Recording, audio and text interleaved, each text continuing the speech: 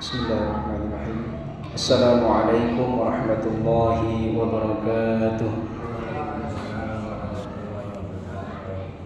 Alhamdulillah. Alhamdulillah wa kafa. Wassalatu wassalamu ala rasulillahil mustafa wa ala alihi wa ashabihi ahli sidqi wal wafa. Wa nashhadu an la ilaha illallah wa nashhadu anna Muhammadan abduhu wa rasuluh. La nabiyya wa rasulahu ba'da. Allahumma salli wa sallim wa zid wa an'im ala abdika wa rasulika nabiyyin wa maulana sayyidina Muhammadin asyrafil anbiya'i wal mursalin wa ala alihi wa ashabihi wa man tabi'ahum bi ihsanin ila yaumiddin, amma ba'du.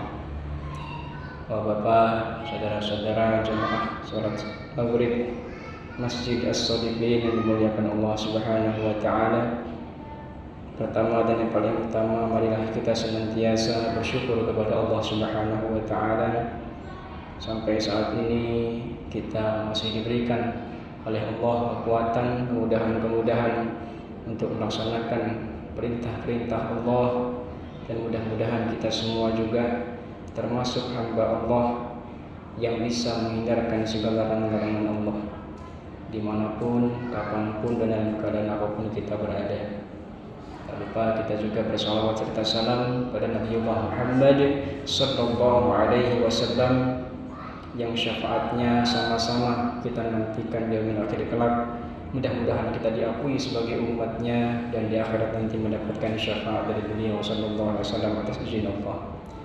Hadirin rahimakumullah, pada kesempatan kultum maghrib kali ini izinkan saya menyampaikan sedikit kultum tentang keutamaan membaca ayat kursi.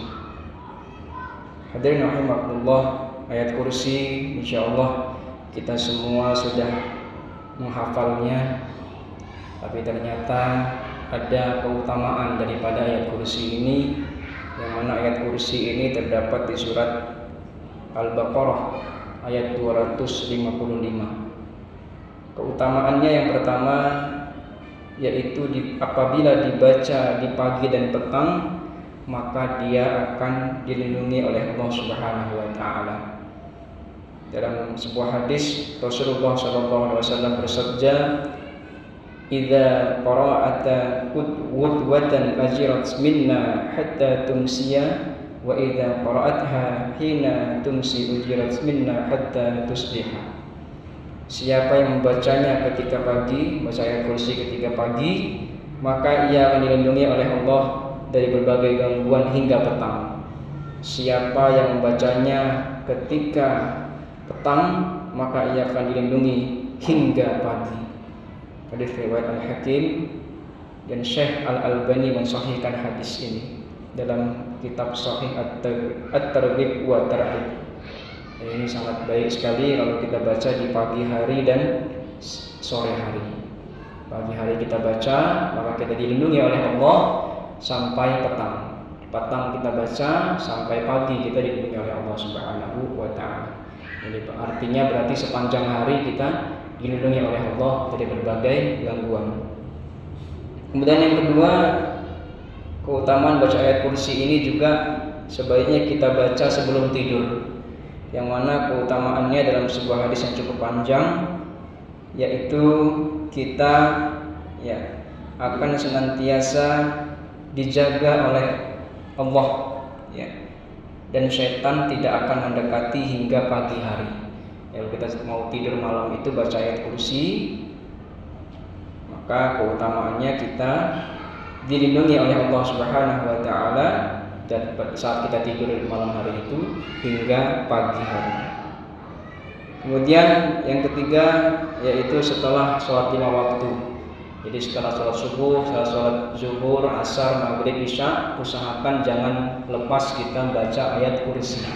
Setelah kita astagfirullah, istighfar 3 kali, kemudian la ilaha illallah wa terus sampai terus baca subhanallah 33 kali, alhamdulillah 33 kali, Allahu Akbar 33 kali, tutup dengan la ilaha illallah wahdahu la syarikalah lahul mulku wa huwa ala kulli syai'in qadir.